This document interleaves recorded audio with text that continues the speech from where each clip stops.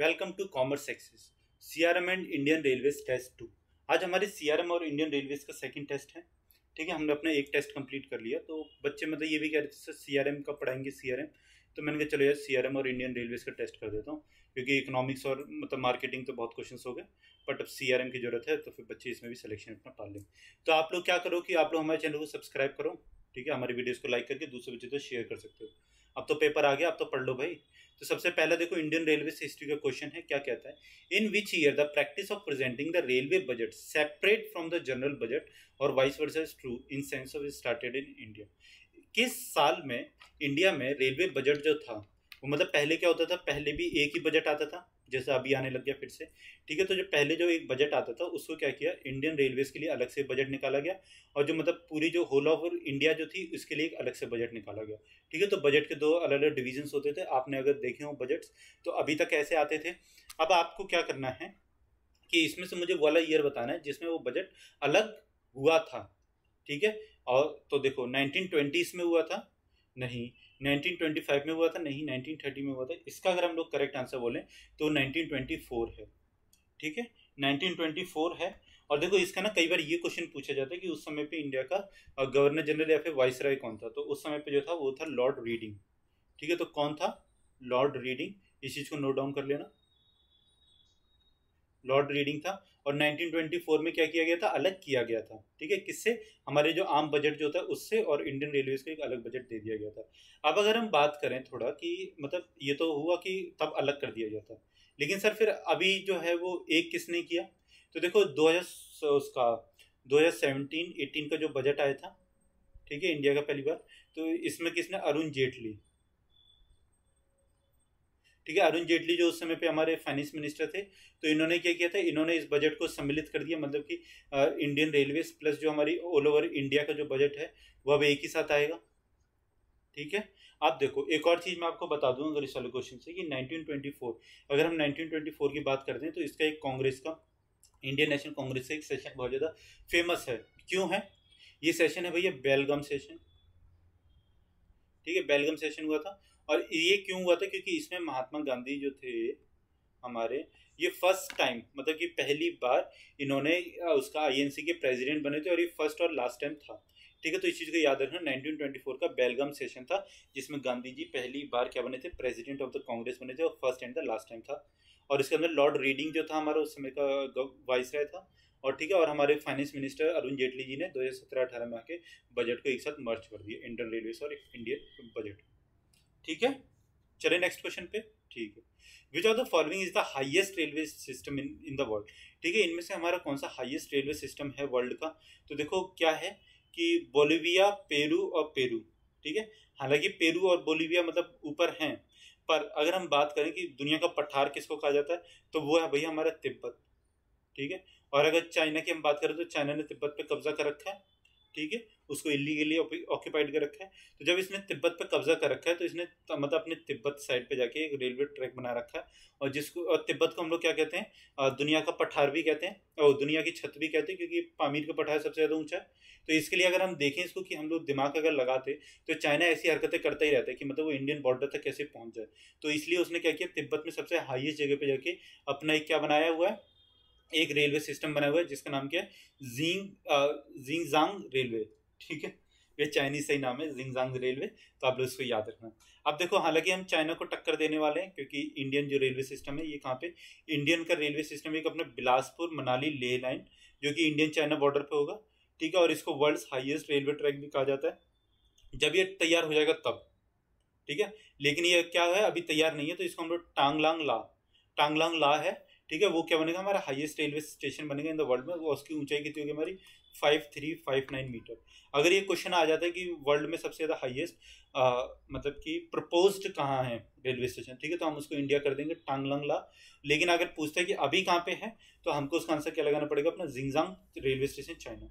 और देखो अपने जो चेनाब रेलवे ब्रिज है, ठीक है, चेनाब रेलवे ब्रिज चेनाब नदी के ऊपर बन रहा है, कहाँ पे, JNK में अपना।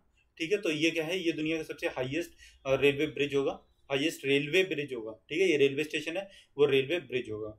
ठीक है, इस चीज को ध्यान में रखना। चलो, which of the following railway line parallels in the Arabian sea offering views along the coast. अगर देखो ये हम देख भी लें तो ये हम मतलब दिमाग लगा के कर सकते हैं। अगर हम बात करें सेंट्रल रेलवे, तो सेंट्रल रेलवे हमारे यहाँ पे आती है। सदर्न रेलवे का हेडक्वार्टर चेन्नई में, तो उसका एरिया मतलब लगभग यहाँ तक का हो जाता है। फिर अगर हम बात करें किसकी, वेस्टर्न रेलवे की, ठीक है, तो वेस्टर्न रेलवे हमारी कौन सी हुई, ये होगी। ईस्टर्न रेलवे इस साइड में होगी, और अब सदर्न रेलवे होगी। अब हमारा क्या बचता है, कोंकण रेलवे। तो देखो कोंकण साइड को और अरेबियन सी भी इसमें लिख दिया क्वेश्चन में। अरेबियन सी हमारी यहाँ पे है, यहाँ पे हमारा बे ऑफ बंगाल है अगर हम इंडिया की बात करते हैं, ठीक है। तो अरेबियन सी के अगर साइड बाय साइड अगर हम देखें तो इस वाले एरिया को कोंकण कहा जाता है। कौन सा, कर्नाटका और जो गोवा का एरिया होता है ना, इसको कोंकण एरिया कहा जाता है। तो अगर हम देखेंगे तो हमारा इसका आंसर ये हम लोग सही कर सकते हैं, क्या, कोंकण रेलवे, क्योंकि ये अरेबियन सी के अलोंग में कह दी गई है, ठीक है। और किसके अलोंग विथ कोस्ट लाइन कह दी गई है, तो कोस्ट लाइन के लिए तो भैया फिर ये एरिया है ही मशहूर, कौन सा अपना, कोंकण रेलवे वाला। ये मैंने आपको पढ़ाया था, ठीक है, इंडियन रेलवे से। फोटो भी एक दिखाई दिया आपको, वो जो ऐसे वाली कुछ झरने की फोटो नहीं होती, यहाँ से ऐसे झरना गिर रहा है और यहाँ से ऐसे ट्रेन जा रही है, वाली फोटो जो थी वो कोंकण रेलवे की थी, ठीक है। मतलब पर्सनली बहुत ज़्यादा मेरी फेवरेट फोटो भी है वो, मैं जानना चाहता हूँ पर अभी तक गया नहीं। चलो जब मौका मिलेगा तब जाएंगे, आपको मौका मिले तो जरूर जाना। अगर हम बात करें which of the following railway station has the world's longest railway platform in India, दुनिया का सबसे बड़ा रेलवे प्लेटफॉर्म कौन सा है, ठीक है। तो पहली बात तो बोल दी कि दुनिया का सबसे बड़ा रेलवे स्टेशन इंडिया में ही है, तो ये तो इसने कह ही दिया। अब वो कोलम में है, खड़गपुर में है, बिलासपुर में है, या फिर चलो ये तो छोड़ी दो, या फिर गोरखपुर में है। तो अगर हम बात करें, पहले देखो खड़गपुर में था, इसकी लगभग 900 मीटर की लंबाई थी, बट अब ये पीछे हो गया। अब हमारा कौन सा है इसमें, गोरखपुर है, ठीक है, गोरखपुर है। इसकी हमारी अगर हम लंबाई बोले तो ये कितनी है, 1366 मीटर है, या फिर अगर क्वेश्चन में आ जाएगा 1400 मीटर तो आप 1400 मीटर भी कर सकते हैं, बट ना इसकी एग्जैक्ट जो है वो इतनी है, ठीक है। How much distance was travel by first train of India, first train of India जो कि मुंबई से थाने के बीच में चली थी, इसका अपना डिस्टेंस कितना था, मुझे बताओ। क्या 46 किलोमीटर, 36 किलोमीटर, 33 किलोमीटर, नहीं, इसका जो अपना पर्सनल जो डिस्टेंस था वो था 34 किलोमीटर। मतलब ये जो हमारी मुंबई से जो थाने के बीच में जो चली थी ट्रेन, इसका डिस्टेंस यहाँ से 34 किलोमीटर चली थी अपने फर्स्ट उसमें ट्रेवल में। Zone is the largest in Indian railways, ठीक है, फिल इन द ब्लैंक्स है। मैंने आपको कल जब अपने जोन्स के बारे में पढ़ाया था तो मैंने आपको बताया था ये हमारा सबसे बड़ा जोन है, उसकी मैंने आपको कुछ रेलवे लाइन्स वगैरह भी बताई थी, ठीक है। मैंने आपको 16 के 16 रेलवे ट्रैक्स वो बताए थे जोन्स, है ना। तो उसमें से हमको बताना सबसे बड़ा कौन सा है, बताओ, याद करो जल्दी जल्दी जल्दी। इसका हमारे जो सबसे बड़ा था वो था हमारा नदर्न रेलवे, ठीक है, नदर्न रेलवे, जिसका हेडक्वार्टर कहाँ पे था, न्यू दिल्ली में, कहाँ पे, बड़ौदा हाउस में। अगर आप कभी यहाँ पे जाओगे, क्या नाम है इसका, हमारा इंडिया गेट के पास में, यहाँ पे दिल्ली में अगर आप रहते हो तो आप लोग देखोगे वहाँ पे है बड़ौदा हाउस, ठीक है। चले आगे, सेंट्रल रेलवे क्या था हमारा, बॉम्बे उसका हेडक्वार्टर है। चलो ठीक है, तो क्वेश्चन आएगा नीचे, read the following railway headquarters and identify which is false, ठीक है। हमको फॉल्स वाला देखना है, ट्रू वाला तो हमारे इसमें मैच ही होंगे ज्यादा। तो फिर साउथ सेंट्रल रेलवे सिकंदराबाद, क्या सर आपने पढ़ाया था, याद नहीं आया, चलो कोई बात नहीं। साउथ रेलवे चेन्नई, ठीक है, ये तो है वही सदन में आपने बोला था कि सदन में चेन्नई है सबसे मोस्ट इंपॉर्टेंट हमारी कोई भी जगह, तो हम लोग इसको चेन्नई रख देते हैं, ठीक है। फिर हमारा क्या आता है, नदर्न रेलवे न्यू दिल्ली, ठीक है, ये भी हमने बताया था। सेंट्रल रेलवे अभी मैंने ऊपर आपको बताया, इसका क्या था, बॉम्बे है, ठीक है। तो बॉम्बे है तो भैया भोपाल तो गया, तो इसका हमारा आंसर सही क्या हो जाता है, B. In which governor general regime railway lines in India were established, बहुत ज्यादा इंपॉर्टेंट क्वेश्चन, क्वेश्चन में आने के चांसेस उतने ही हैं जितने आपका क्वेश्चन छोड़ने के चांसेस हैं, अगर ये वाला क्वेश्चन आ जाए। मतलब कि 99% ये वाला क्वेश्चन आने के चांसेस हैं, ठीक है। ये क्वेश्चन भैया रेलवे में तो छोड़ो, नॉर्मल टाइम में क्वेश्चन आ जाता है। क्या कहता है कि इनमें से हमारा कौन सा गवर्नर जनरल था जिस टाइम पे हमारे इंडिया में रेलवे लाइन को स्टेब्लिश किया गया, लॉर्ड विलियम बेंटिंग नहीं था, कॉर्नवालिस नहीं था, कैनिंग नहीं था, इसका आंसर था लॉर्ड डेलहौजी, ठीक है। लॉर्ड डेलहौजी को हम लोग बहुत सारे कामों के लिए जानते हैं, इसमें बहुत सारे मतलब PWD डिपार्टमेंट, ठीक है। फिर हमारा क्या, वो क्या होता है जो एक वो पहले भेजते थे पर वो बंद हो गया, टेलीग्राम, टेलीग्राम वो ग्रुप वाला टेलीग्राम नहीं, ठीक है, टेलीग्राम जो भेज जाते थे पहले, टेलीग्राम, PWD डिपार्टमेंट, ठीक है। और क्या और एक तो ये रेलवे ही। और अगर इसका सबसे ज़्यादा जो लॉर्ड डलहौजी का जो चर्चित जो काम है वो क्या था हमारा, सब्सिडरी अलायंस पॉलिसी हमारी कौन लेके आया था, वो हमारा विलियम बेंटिक लेके आया था। ये लेके आया था दूसरी हमारी डॉक्ट्राइन ऑफ लैप्स, ठीक है। तो अगर हम बात करें इसकी, तो सबसे बड़ी जो इसकी पॉलिसी थी वो कौन सी थी, हमारी डॉक्ट्राइन ऑफ लैप्स। और अगर क्वेश्चन आता है कि इसमें फर्स्ट कौन सा स्टेट था जिसको इसने एक्वायर किया था, तो वो था हमारा कौन सा, सतारा, ठीक है। झांसी भी इसी के अकॉर्डिंग ही किया था, उसके अंदर झांसी, अवध, ठीक है, ऐसे काफी सारे स्टेट्स थे जो इसके अंडर में गए थे, और लेकिन जो फर्स्ट जो स्टेट था वो हमारा सतारा था, इस चीज को याद रखना। ठीक है, एक और क्वेश्चन आता है सब्सिडी अलायंस पॉलिसी में फर्स्ट स्टेट कौन सा रहा था, तो वो हमारा जाएगा हैदराबाद।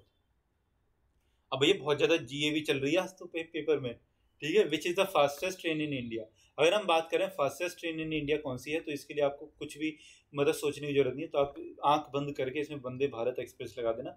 इसकी स्पीड लगभग 180 किलोमीटर पर आवर थी। अगर स्पीड पूछ लेते तो आप लोग स्पीड लगा देना, और अगर ये पूछते कि कौन सी थी तो आप वंदे भारत। ये भी कई बार क्वेश्चन पूछता है कि वंदे भारत एक्सप्रेस कौन से उसमें बनती है। ठीक है, तो ये चेन्नई में बनती है, इसको आप लोग याद रखना कि ये चेन्नई वाले उसमें बनती है प्लांट में।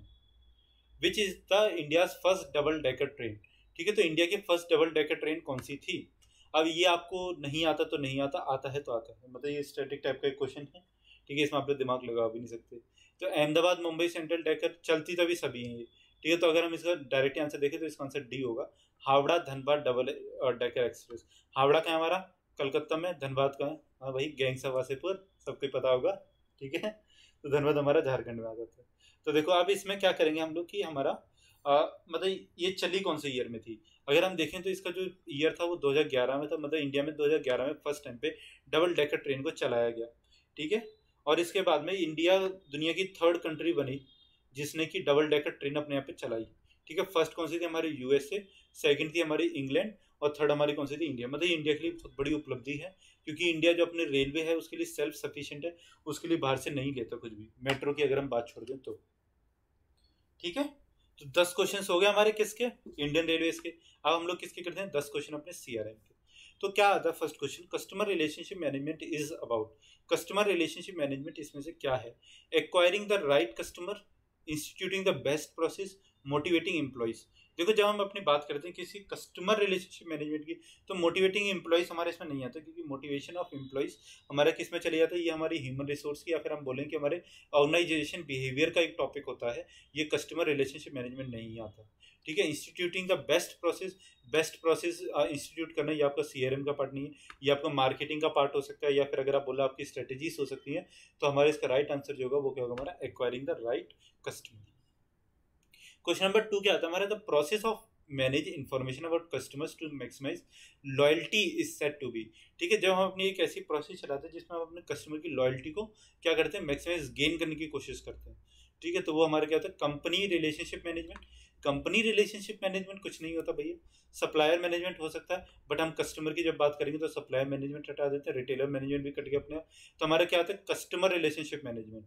ठीक है, सिंपल सा क्वेश्चन है, कोई ज़्यादा हार्ड नहीं है। नंबर ऑफ कस्टमर्स और potential customers who will help in companies growth is. ठीक है, वो वाले कस्टमर्स हमारे जो कंपनी पोटेंशियल कस्टमर जो हैं, जो कंपनी की अपनी क्या करते हैं ग्रोथ में हेल्प कर सकते हैं, तो इनको हम लोग क्या कहते हैं, इनको हम लोग अपना क्लासिफाइड बेस कहते हैं। ठीक है, याद रखना जो कि हमारे पोटेंशियल कस्टमर्स और ऐसे कस्टमर जो हमको फ्यूचर में हमारे ग्रोथ योगदान दे सकते हैं किसमें, कंपनी की ग्रोथ में, तो हम लोग उसको क्या कहते हैं, क्लासिफाइड बेस अपना कहते हैं। ठीक है, गलत नहीं करके आना, ये वाला क्वेश्चन आ गया तो ये वाला क्वेश्चन आ सकता है, मुझे ऐसे स्ट्रॉन्ग फीलिंग आ रही है। Any occasion on which brand और product is encountered by end customers is called. ऐसी कोई भी मतलब स्थिति उत्पन्न होती है जब हमारा ब्रांड और प्रोडक्ट क्या होता है आमना सामने आ जाता है, तो उसको हम लोग क्या कहते हैं। ठीक है, तो उसका जो हमारा आंसर होगा वो होगा हमारा कस्टमर टच पॉइंट। क्या होगा हमारा, कस्टमर टच पॉइंट। अब देखो जब हम अपने सीआरएम की ही बात कर रहे हो, बार कस्टमर से आ रहा है, तो भैया कस्टमर से ही रिलेटेड क्वेश्चन होंगे हमारे। ठीक है, तो ये काट देते हैं, तो ये सब हम मतलब एलिमिनेट भी कर सकते हैं वहाँ पे जाके। चलो question number 5, advantage of CRM. Advantage of CRM हमारे क्या आते हैं इस वाले केस में, क्या है, कॉस्ट ऑफ द सॉफ्टवेयर। देखो आप लोग सॉफ्टवेयर का यूज करते हो अपने सीआरएम के, हम लोग अपने क्या कहते हैं सीआरएम के लिए कोई ना कोई सॉफ्टवेयर का यूज करते हैं। ठीक है, ये बात सही है बिल्कुल, कि जब हमारे क्या होगा, जब हमारे कस्टमर का बेस बढ़ेगा या फिर हमारा जो सीआरएम इंक्रीज करेगा, तो हमारे जो सॉफ्टवेयर की जो कॉस्ट है वो डिक्रीज हो जाएगी, बट ये हमारा कोई भी एक एडवांटेज नहीं है। ठीक है, तो इसको हटा देते हैं। कस्टमाइजेशन ऑफ द बिजनेस, ये कोई एडवांटेज नहीं है भैया, customization of the business. Improve और ओवरऑल रिलेशनशिप विद कस्टमर, ये बिल्कुल सही बात है। ठीक है, ये हमारे कस्टमर का एक सीआरएम का एक बहुत बड़ा एडवांटेज है। अब क्या आता है हमारा, the main drawback of CRM is, मतलब कि मेन डिसएडवांटेज या फिर लिमिटेशन ऑफ सीआरएम कौन सी होती है इनमें से। तो क्या कहता है, implementing CRM before creating a customer strategy. ठीक है भाई, बिल्कुल सही बात है। आप मतलब कि कस्टमर स्ट्रेटेजी मत बनाओ, बट अपना सीआरएम पहले लॉन्च कर दो। तो भैया आप कैसे मार्केट में सक्सेस कर पाओगे, आप अपने कस्टमर के साथ में रिलेशनशिप ही कैसे बनाओगे जब आपने कोई स्ट्रेटेजी नहीं बनाई। Rolling out CRM before changing the organization to match. ठीक है, सीआरएम को मतलब कि रोल आउट कर देना कैसे, अपने ऑर्गेनाइजेशन में उसके मैच बिना ढूंढे। और फिर क्या आता है हमारे स्टॉकिंग नॉट बूम और कस्टमर्स। ठीक है, तो भैया ये तो है, स्टॉकिंग वगैरह तो ड्रॉबैक है ही। तो इसका हमारा आंसर क्या हो जाता है, डी। ठीक है, 6 क्वेश्चन हो गए। 7, record which is based on business customers past purchases sales price and volumes is classified as. अच्छा क्वेश्चन है कि जो हमारे कस्टमर के क्या करेगा, पास्ट रिकॉर्ड को उठा के देखा जाए। ठीक है, उसकी सेल्स प्राइसेस को देखा जाए कि मतलब ये कौन सा हमारे सेल्स को लेता है, उसकी वॉल्यूम देखी जाए कि कितना हमारा प्राइस की चीज़ों को लेता है। तो उसको हम लोग क्या कहते हैं, वो हमारा जो कहलाता है वो हमारा बिजनेस डाटाबेस कहलाता है। कस्टमर डाटाबेस तब कहलाएगा जब सिर्फ और सिर्फ हम अपने कस्टमर की ही चीज़ों को देखें। लेकिन इसमें हम लोग क्या कह रहे हैं, अपने सेल्स प्राइस देखते हैं, ठीक है, अपने वॉल्यूम्स को देखते हैं, बिजनेस कस्टमर्स को, उसके पास मतलब परचेजेस वगैरह को देखते हैं। तो इसके लिए हमारा क्या है, इसमें बिजनेस डाटाबेस इसका आंसर हो जाता है। अब क्या आता है हमारा question number 8, customized products and services for customers and intersection of two individual customers are part of. Easy सा क्वेश्चन है, ठीक है, आप लोग कर दोगे। क्या होगा इसका आंसर, मैं डायरेक्टली बता दूं, कस्टमर रिलेशनशिप मैनेजमेंट। ठीक है, सीआरएम ही है भाई, सीआरएम ही होगा इसका ज़्यादातर आंसर। तो आपको क्वेश्चन पता है मिलने भी इसमें ऐसी वाला है, क्योंकि सीआरएम में बहुत बड़ा कोई टॉपिक नहीं होता, सीआरएम बहुत ही लिमिटेड सा एक टॉपिक होता है, मतलब बहुत छोटा सा। उसमें घुमा फिरा के क्वेश्चन आपके सीआरएम के ऊपर आएंगे, या फिर कस्टमर बेस पूछ लेगा, इस तरीके के क्वेश्चन पूछता रहेगा। Companies monetary time and energy cost all are included in. ये एक अच्छा क्वेश्चन। कस्टमर के अंदर जितने कंपनी के जितने भी अपने रिसोर्सेज हैं, क्या है, रिसोर्सेज हैं, वो किस में इंक्लूड करते हैं, तो वो हमारे इंक्लूड करते हैं साइकोलॉजिकल कॉस्ट नहीं, पर्सनल बेनिफिट्स नहीं, इमेज बेनिफिट्स नहीं, वो हमारे करते हैं टोटल कस्टमर कॉस्ट में। मतलब कहते नहीं कि अगर हमारा कस्टमर हमसे सेटिस्फाई है तो हमको और कुछ नहीं चाहिए, हम अपनी दुनिया में सब कुछ पा लेंगे। ठीक है, तो ये हमारा होता है कंपनी की मॉनेटरी आइटम्स, मतलब जितने भी एफर्ट्स वो लगा रही है वो सारे के सारे किस्म कंप्लीट हो जाते हैं जब हमारा कस्टमर से हैप्पी होता है। तो क्वेश्चन नंबर 10 बड़ा है, क्या कहता है, फिल इन द ब्लैंक्स है, is the study of how individuals groups and organization select buy use and dispose of products goods and services ideas और experiences to satisfy their needs and wants. ठीक है, तो इसको हम लोग क्या कहेंगे, अपना परचेज बिहेवियर कहेंगे। क्यों, देखो, purchase behaviour is the study of how individuals group and organization select buy use and dispose of products and services. ठीक है, कि हम अपने प्रोडक्ट को किस तरीके से बाय करते हैं, ठीक है, किस तरीके से उसका यूज़ करते हैं, किस तरीके से उसका क्या करते हैं, डिस्पोज कर देते हैं। तो ये सारी जो हमारी प्रोसेस होती है क्या कहलाती है, ये हमारा एक परचेज बिहेवियर कहलाता है। ठीक है, चलो हमने अपने 10 क्वेश्चन किसके और कर लिए, सीआरएम के भी कर लिए। बाकी अगर आप लोग हमारे चैनल पर नए हैं, पहली बार जुड़े हैं, तो प्लीज़ हमारे चैनल को सब्सक्राइब कीजिए, हमारी वीडियोस को लाइक कीजिए, दूसरों को तो शेयर कीजिए। बताइए कॉमर्स एक्सेस जो कि एक नया चैनल है, आप लोगों के लिए कितने ज़्यादा एफर्ट्स डाल के सारे के सारे अपना कंटेंट प्रोवाइड करवा रहे हैं। ठीक है, अगर आप एसएससी सीजीएल मेंस की तैयारी कर रहे हैं तो आप लोग हमारे चैनल से पढ़ सकते हैं। हम लोग आप लोगों के लिए जेएसओ AAO, ठीक है, और इंग्लिश में बिल्कुल फ्री बैच आप लोग को दे रहे हैं उसके लिए। ठीक है, और इसी तरीके से उसमें भी बैच अपने चलते हैं। बाकी thank you so much for watching this video.